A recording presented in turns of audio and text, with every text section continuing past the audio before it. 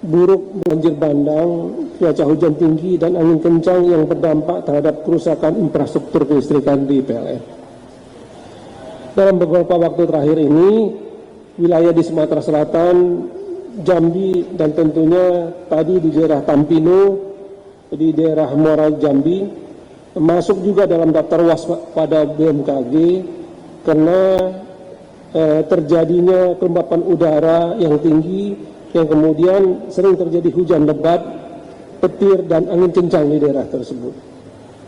Bapak Ibu sekalian, perlu kami jelaskan bahwa di sistem Sumatera ada dua jalur utama kelistrikan yang membawa energi, yang membawa daya listrik dari jalur selatan, dari daerah selatan yang ada di Palembang dengan Lampung ke utara yang ada di Riau, Jambi, Sumatera Utara, dan Aceh.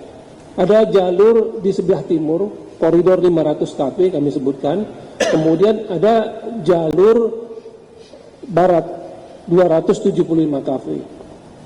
Nah, pada hari Jumat, tanggal 22 Mei tahun 2026, pukul tepatnya 18.44 WIB, terjadi gangguan pada transmisi 275 kV New Aurduri ke arah Sumsel 5, dan ini merupakan inputan menuju jalur 500 kV yang ada di bagian timur.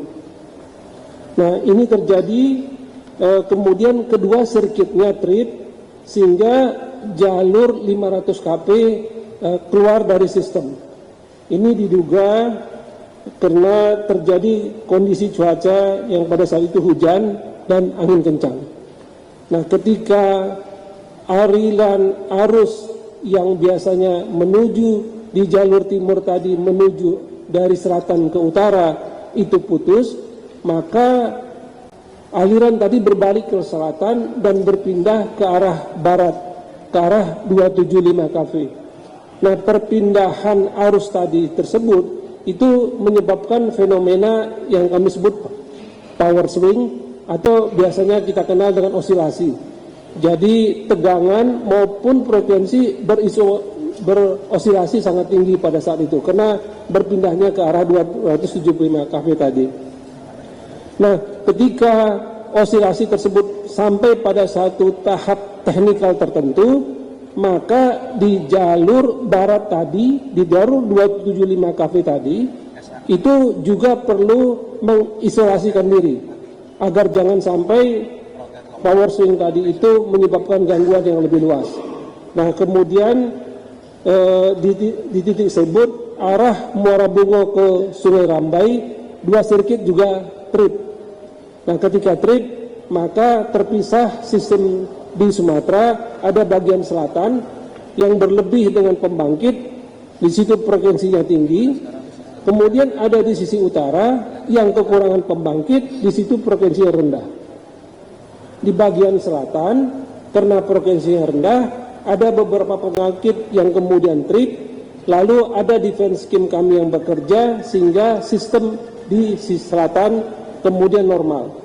Tidak ada pemadaman di daerah Lampung dan sebagian besar daerah Palembang, tidak ada padam. Tetapi apa yang terjadi di daerah utara adalah di sana kekurangan dari pembangkit, frekuensinya rendah. Karena frekuensi rendah, pembangkit-pembangkit ada yang tidak tahan, kemudian trip, lalu terjadi domino efek. Trip satu, kemudian pembangkit-pembangkit lain frekuensinya semakin turun, kemudian akhirnya pembangkit-pembangkit di bagian utara trip semua, sehingga pelanggan-pelanggan kami di Jambi, di Riau, Sumbar, Sumut, dan Aceh mengalami pemadaman.